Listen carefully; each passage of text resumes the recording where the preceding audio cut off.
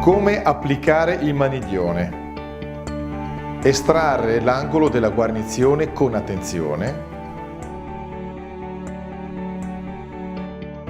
Applicare le viti e con un cacciavite a stella fissare il maniglione.